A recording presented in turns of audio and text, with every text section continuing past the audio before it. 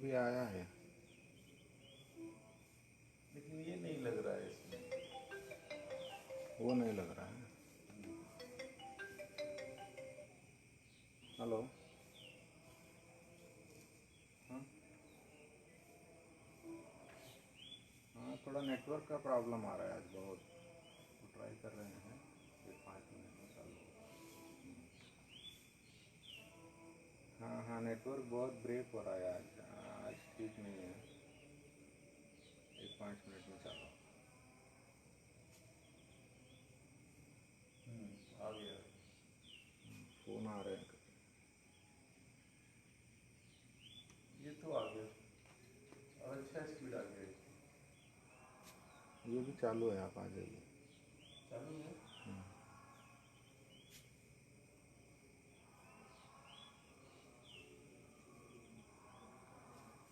वहाँ पर एक मैसेज दीजिए।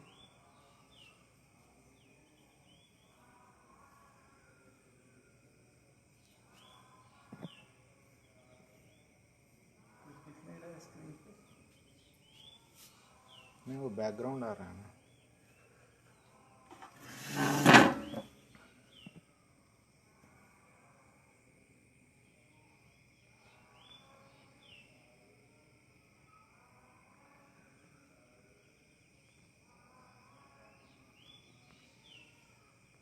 तो ब्लैक बैकग्राउंड आ रहा है। वो चला दीजिए वो एक बार। लाइक बहुत लोग हैं अभी लाइव। एक बार ग्रुप बंद में चलेगी। मैं यहाँ से कुछ मैसेज दूंगा तो चल जाएगा सबको। हाँ, चैटिंग में है तो चल जाएगा। मैंने कमेंट में कुछ डालूंगा तो हाँ हाँ, जाएगा।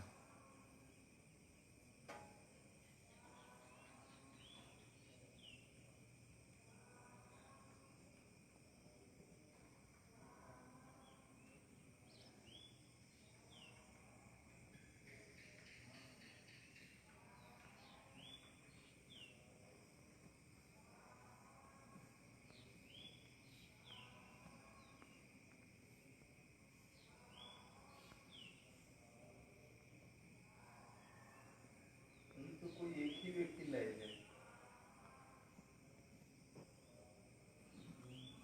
इधर मेरे को नहीं, यहाँ पे 6 लोग आ गए हैं। 6 लोग आ रहे हैं। वो बीच में ब्रेक हुआ ना, इसीलिए।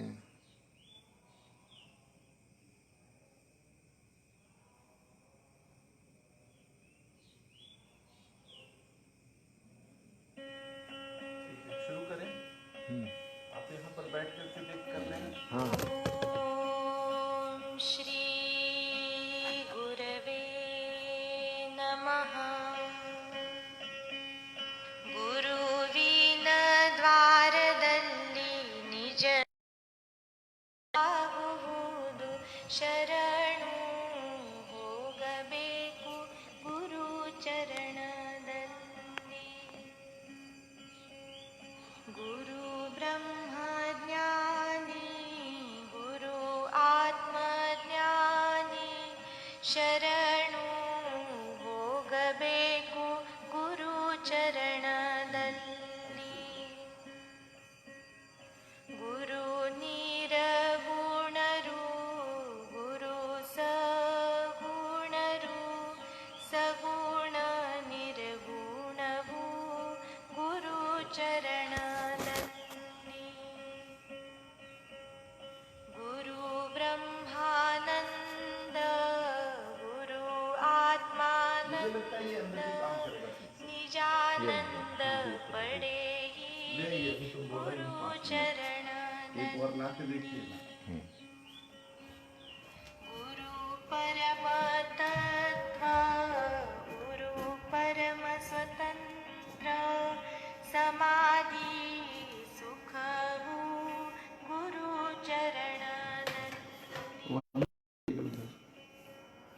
गुरु तत्व वंदे या यहीं पर लगाइए ना, मेरे ख्याल से ये नहीं कटेगा। दृढ़ श्रद्धा भावವು गुरु चरणದಲ್ಲಿ. गुरु ब्रह्म रूप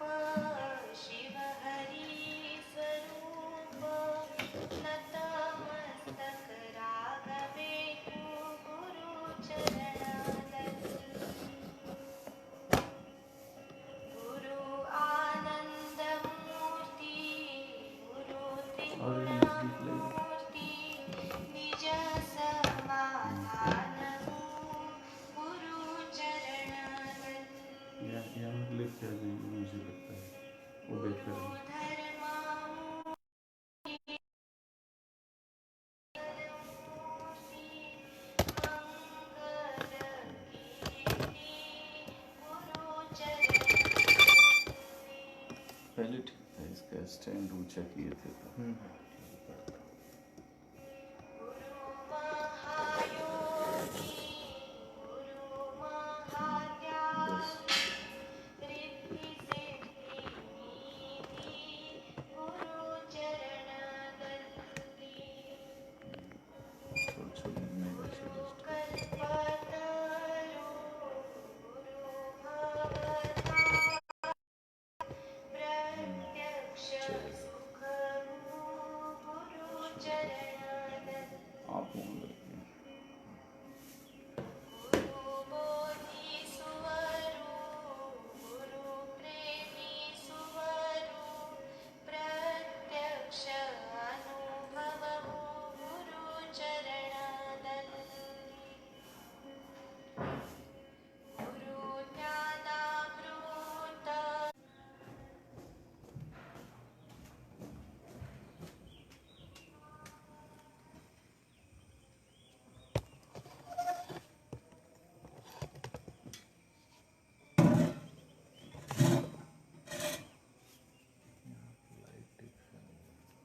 अब चलेगा अभी चालू हो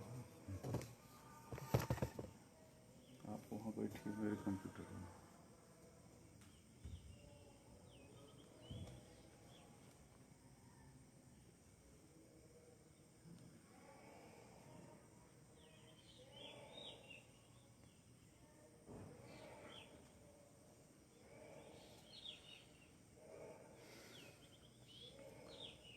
हरिओम।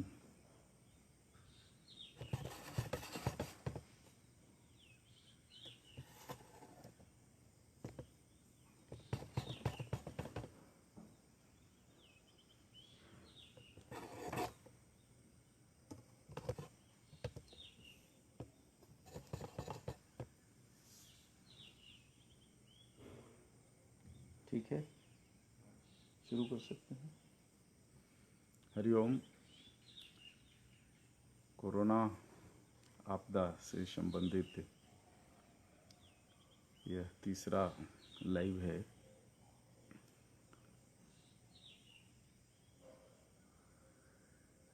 आज इस विषय पर बात करने की ज़रूरत इसलिए पड़ी क्योंकि इसके दो कारण हैं। ये लगाना पड़ेगा ना, लगाओ।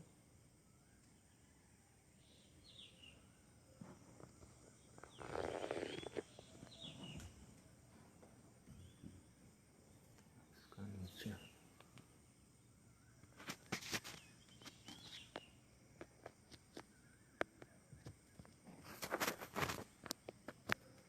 ये आवाज़ अच्छी आ रही है वहाँ तो फिर ऐसे ही छोड़ देते हैं।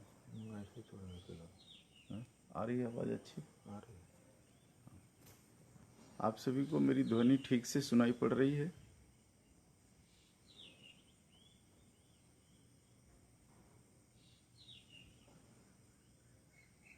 आप सभी को मेरी ध्वनि ठीक से सुनाई पड़ रही है?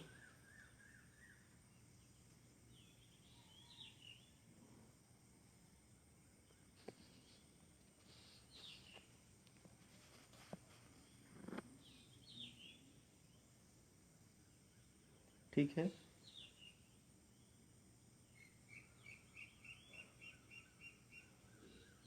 थोड़ा स्लो है थोड़ा स्लो है, 1 मिनट फिर। इसमें कहाँ पर है साउंड वाला?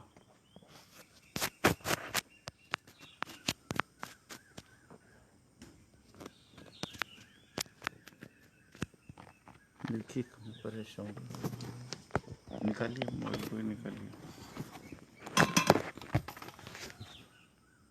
इसका नीचे होगा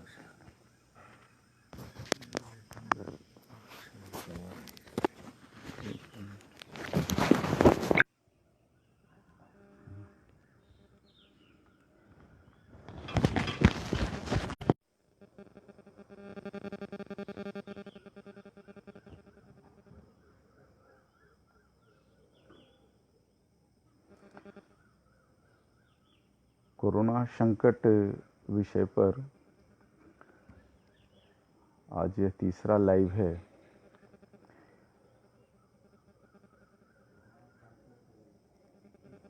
इसका एक विशेष कारण यह है कि लॉकडाउन अभी 15 दिनों के लिए और बढ़ गया है।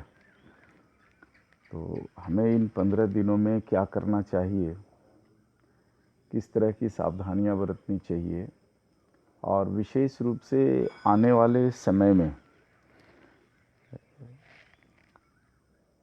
कोरोना वायरस के कारण कौन कौन से संकट आ सकते हैं, हम भारत के लोगों के स्वास्थ्य पर इसका क्या प्रतिकूल प्रभाव पड़ सकता है, इसके लिए विशेष रूप से गविसिद्धों को कौन कौन सी औषधियों के निर्माण की ज़रूरत पड़ेगी, इस विषय पर आपको जानकारी देने के लिए आज का यह जो है प्रातःकालीन सत्र रखा गया है।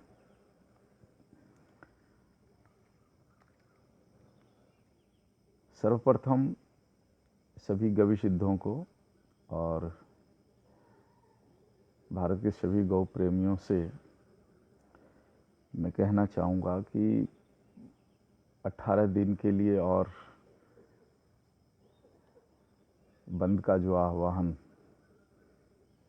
राष्ट्रप्रधान ने किया है, इसका हमें ठीक से पालन करना चाहिए। पहले के भी सत्र में हमने कहा है कि इसका जो भी कारण रहा होगा, प्राकृतिक या कृत्रिम, इस पर हम चर्चा बाद में करेंगे। और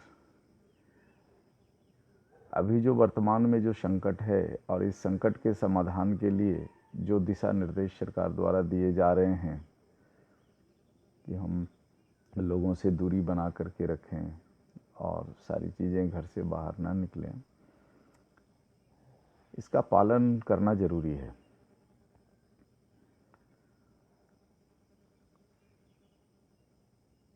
भारत में जिन जिन क्षेत्रों में कोरोना के केसेस अधिक आ रहे हैं,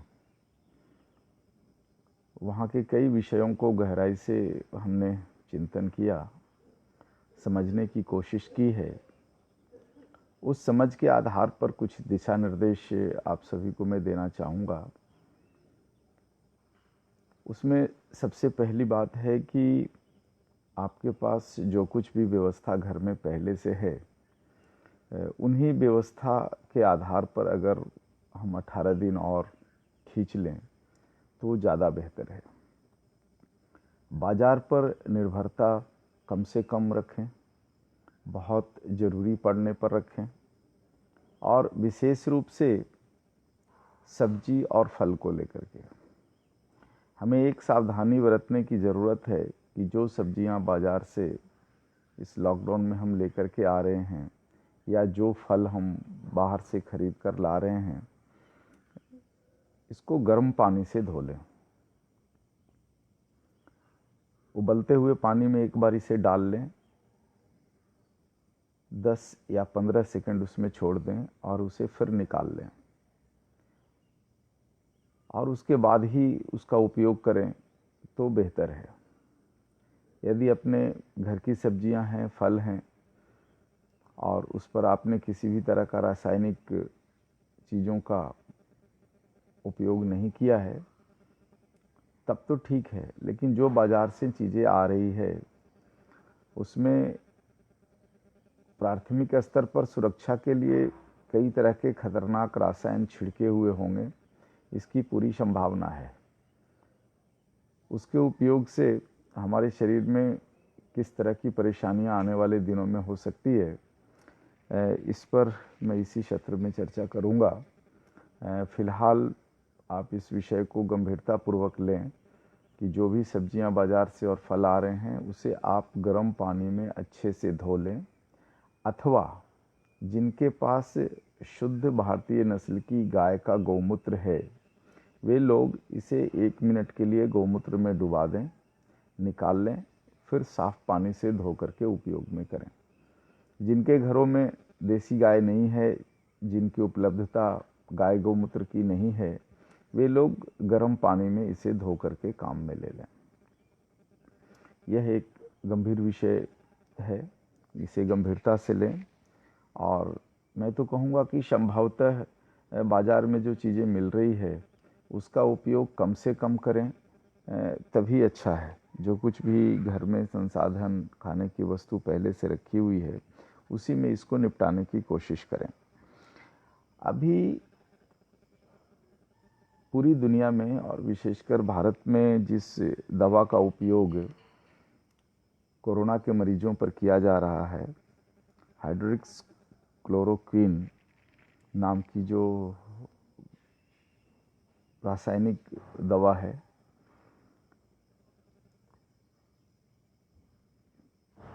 जिसे विकल्प के रूप में सरकार ने लिया है और कई देशों ने भी जो है भारत सरकार का और भारत के डॉक्टरों के किए हुए काम को शुरू किया है। निश्चित रूप से इससे कुछ बचाव हो रहे हैं, ऐसा सुनने में आ रहा है। काफ़ी मरीज बच रहे हैं। तो ये प्रारंभिक स्तर पर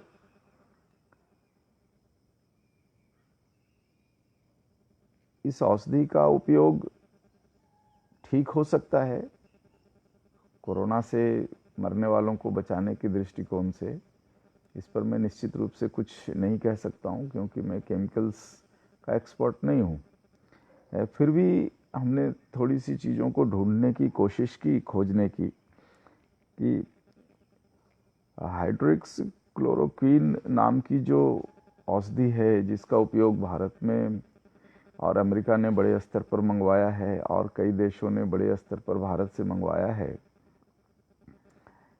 इसका उपयोग मरीज पर जो किया जा रहा है, इसका क्या साइड इफ़ेक्ट हो सकता है, और आने वाले दिनों में मरीज और मरीज के आसपास के लोग और पूरे वायुमंडल में इसका क्या दुष्परिणाम होगा, इससे भी मैं आप सभी गविशुद्धों को अवगत कराना चाहूँगा कि यह जो रासायनिक दवा है, जो बिल्कुल हमारे शरीर के बायोटिक प्रक्रिया के विपरीत है, इसमें दो खतरनाक रसायन हैं, हाइड्रोक्लोरोक्विनोलाइन और इथाइल एसीटेट। ये दोनों हमारे शरीर की जो नैसर्गिकता है, इसके बिल्कुल विपरीत प्रकृति का है। इसलिए प्रारंभिक स्तर पर इस दवा का उपयोग कर किसी की जान बचा ली जाती है, जान बचाई जा रही है, ये ठीक है। लेकिन कोरोना से बचने वाले जो मरीज हैं, उनके शरीर पर आने वाले दिनों में जो दुष्परिणाम देखने को मिलेगा, इसके समाधान के लिए गविशुद्धों को अभी से तैयारी करनी चाहिए। डाइक्लोरोक्विनोलाइन नाम का जो रसायन है, यह रसायन हमारे शरीर में जाने के बाद हमारी चमड़ियों में एक तरह की जो है खुजलाहट पैदा कर सकता है। जिस तरह से मछली के शरीर पर छोटे छोटे चकत्ते होते हैं, इस तरह की कुछ बीमारियां इससे उत्पन्न हो सकती है। चमड़ी में जलन होना, चिनचिनाहट होना, शरीर के भिन्न भिन्न भागों में खुजलाहट होना, बेचैनी होना, और इस रसायन का जो दुष्परिणाम है, वह हमारे हृदय पर भी पड़ सकता है। हृदय में बेचैनी होना, यकृत पर भी इसका प्रभाव पड़ेगा। यकृत की क्रिया प्रणाली को भी बाधित करेगा।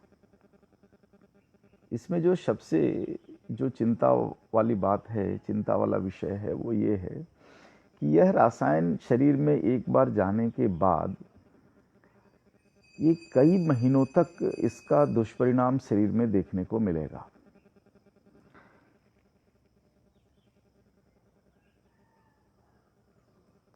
लंबे समय के बाद जो है शरीर में कमजोरी होना, अचेतन होना, सांस लेने में तकलीफ होना, आँखों में जलन होना, नाक का सूखना, होठों का सूखना, ये सारी बीमारियां जो है होने की पूरी संभावना हमें दिख रही है। इसमें जो दूसरी एक जो चिंता वाली बात है कि एक बार यह शरीर में रसायन प्रवेश किया तो कई वर्षों तक यह हमारे शरीर से बाहर नहीं निकल सकता है।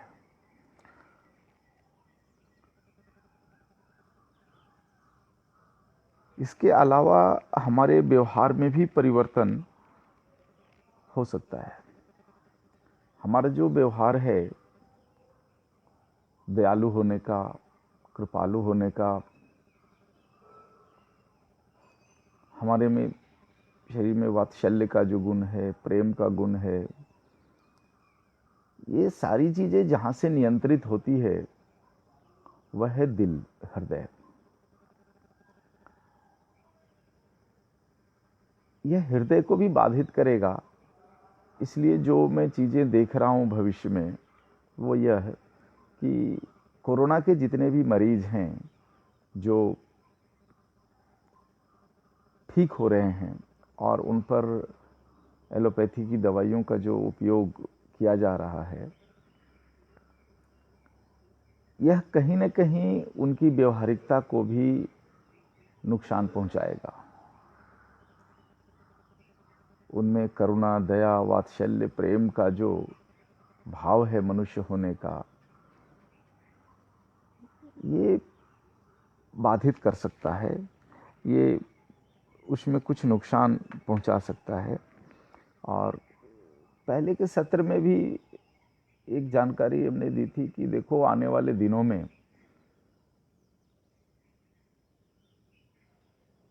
वर्षा ऋतु आरंभ होने के पहले इस वर्ष सूर्य की किरणों में जो विकिरण का गुण है वो बहुत बढ़ने वाला है और जिसके कारण सामान्य रूप से भी चमड़ी के रोग लोगों में बहुतायत पाया जाएगा।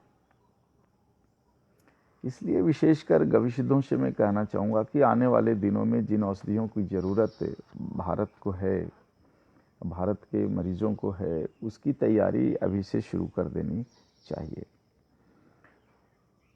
प्रिकॉशन के तौर पर जिन रसायनों का, सैनिटाइज़र के रूप में जिन रसायनों का उपयोग कोरोना वायरस से बचने के लिए किया जा रहा है और यह बहुत मात्रा में किया जा रहा है। हम कहीं भी कोई पब्लिक प्लेस में जा रहे हैं तो वहाँ पर जो है प्रिकॉशन के तौर पर हमारे शरीर पर सैनिटाइज़र और उस तरह के कई केमिकल चीज़ों की जो बौछार की जा रही है वह श्वास नली से हमारे शरीर में जाएगा और जाने के बाद कई तरह का उपद्रव वो करेगा। और उसका जो एक कारण है कि जितने भी सैनिटाइज़र्स, जो रासायनिक सैनिटाइज़र्स बाज़ार में हैं, उनमें एल्युमिनियम, निक्रोमियम और उसके कंपाउंड के कई केमिकल्स मिले हुए होते हैं और यह हमारे शरीर में जाने के बाद जो है कोशिकाओं में बैठ जाता है और इसको निकालना बहुत दुर्लभ है। इसको हम एक दूसरी दृष्टिकोण से भी ले सकते हैं कि ये जितने भी सैनिटाइज़र हैं, केमिकल सैनिटाइज़र जो बाज़ार में मिल रहे हैं, इन सभी का जो पीएच वैल्यू है, यानी हमारे शरीर के संतुलन बनाए रखने का जो वैल्यू है, ये 5 या उससे कम है। 3 और 5 के आसपास के पीएच वैल्यू वाले ही सैनिटाइज़र बाज़ार में उपलब्ध हैं जो रसायन वाले हैं, रासायनिक हैं। और इनका हम बहुत ज़्यादा उपयोग अगर अपने शरीर के ऊपर करते हैं तो निश्चित रूप से हमारे शरीर के संतुलन को ये बिगाड़ेगा।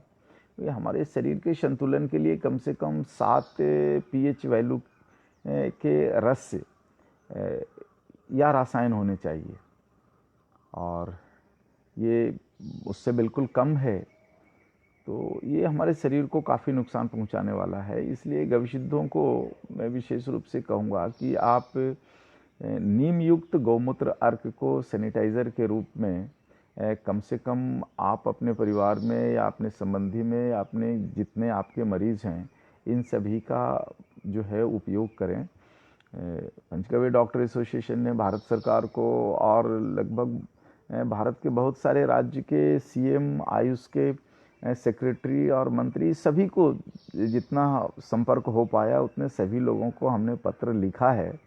और मैं विशेष रूप से व्यक्तिगत रूप से भी सरकार को ये आवेदन दिया है, आयुष मंत्रालय को दिया है कि आप जिन चीज़ों का प्रयोग केमिकल का कर रहे हैं वह आपात स्थिति से बचने के लिए तो ठीक है, लेकिन आने वाले समय में इसका बड़ा दुष्परिणाम होगा। इसलिए बेहतर है कि गौमूत्र से बना हुआ जो चीज़ है जिसको हम सैनिटाइज़र के जगह उपयोग में ला सकते हैं, इनका करें। सरकार हमारी नहीं सुन रही है, उनकी अपनी एक व्यवस्था होगी, लेकिन हम अपने स्तर पर जो है इसका प्रचार प्रसार करें कि सैनिटाइज़र के रूप में विशेष कर हम जो है नीम युक्त गौमूत्र स्प्रे का उपयोग करें।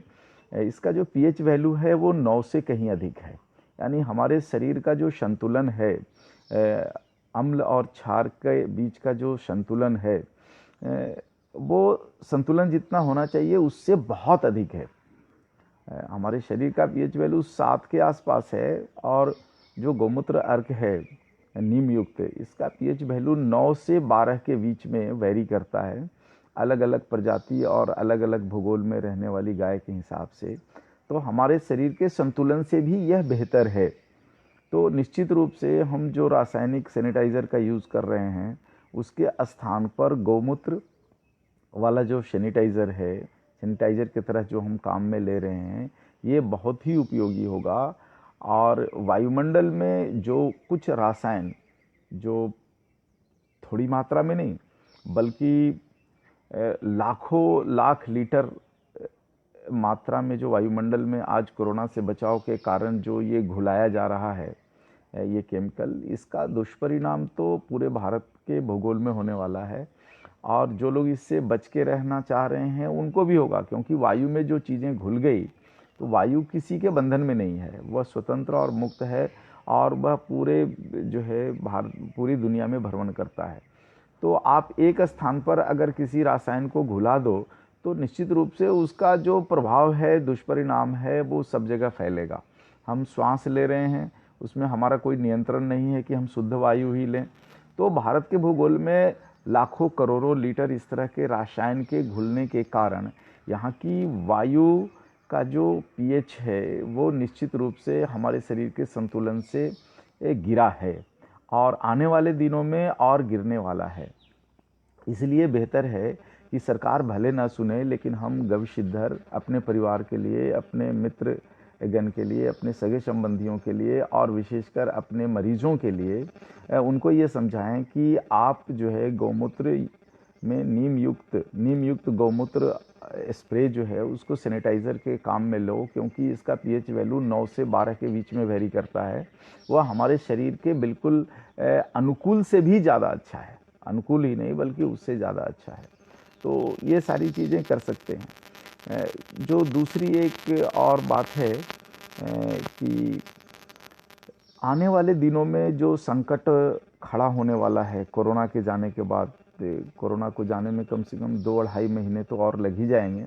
वर्षा ऋतु प्रारंभ जब होगी, यानी भारत में मानसून लगभग जुलाई फर्स्ट वीक में आने की संभावना है, तो जुलाई तक तो इसका प्रभाव जो है छिटपुट रहेगा। तो जुलाई के बाद यानी वर्षा ऋतु की समाप्ति के बाद जब शीत ऋतु आरंभ होगा तब इसके दुष्परिणाम जो है वो दिखने लगेंगे।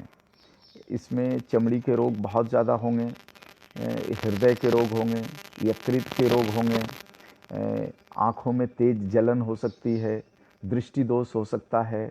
तो इन सब से संबंधित जो पंचगव्य की औषधियाँ हैं, इसका निर्माण गविसिद्धर जो है वो अभी से करके रखना शुरू करें। ये सबसे अच्छा मौसम है गौमूत्र के संग्रह के लिए और उसके वाष्पीकरण के लिए।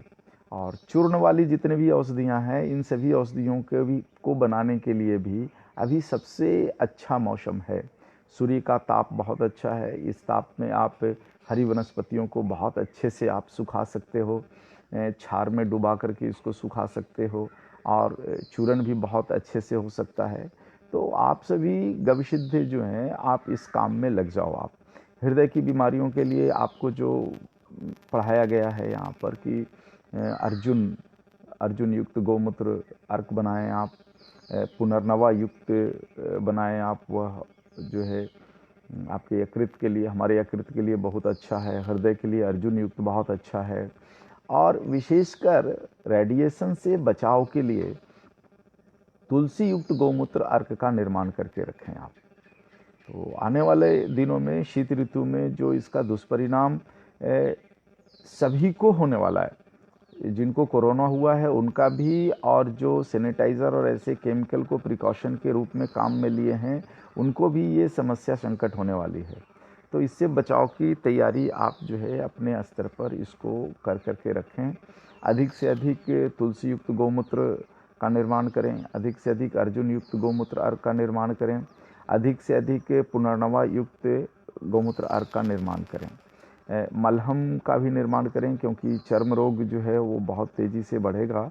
और विशेष रूप से जैसे मछली के शरीर में चकते चकते होते हैं, उस तरह के कुछ चमड़ी से संबंधित रोग होने की संभावना इस वर्ष बहुत ज़्यादा है। और इस विषय पर मैं अगले सत्र में बात करूंगा कि उसके लिए और किन किन औषधियों को हमें तैयार करके रखना चाहिए। तो ये जो है आने वाले दिनों में तैयारी के संबंध में कुछ आपसे बात करनी थी। तो यदि आपका कुछ सवाल हो इस बार भी तो आप सवाल रख सकते हैं। आज का सत्र कुछ विलम्ब से हुआ, यहाँ नेटवर्क ठीक से नहीं आ रहा था उसके कारण, और मैं प्रयास कर रहा हूँ कि सप्ताह में एक दिन मैं आपसे लाइव आऊँ और आपकी जो कुछ भी समस्याएं हैं स्वास्थ्य से संबंधित या औषधि निर्माण से संबंधित, उसका लाइव आकर के निवारण करूं। ये प्रयास है, देखो यह प्रयास किस हद तक सफल हो पाता है। तो आज के इस सत्र पर अगर आपके मन में कोई प्रश्न उठता है तो आप निसंकोच आप पूछ सकते हो।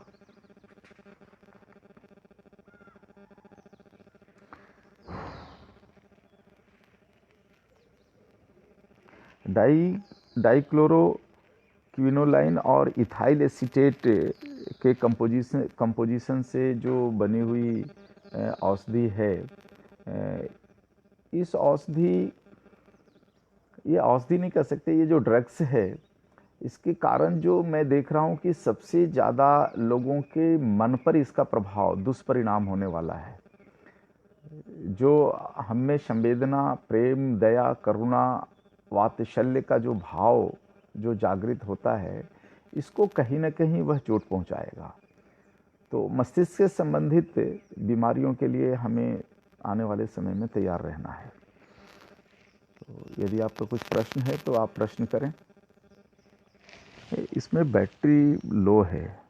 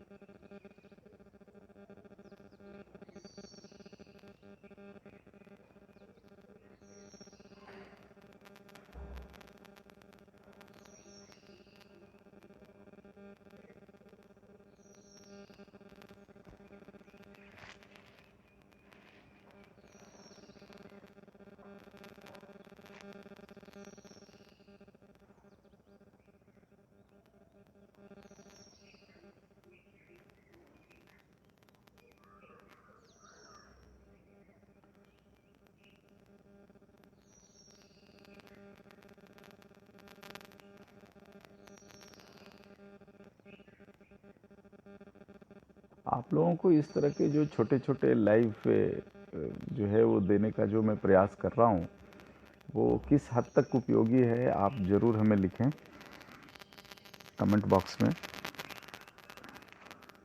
ताकि उसको और अच्छा करने की दिशा में हम कोशिश कर सकें।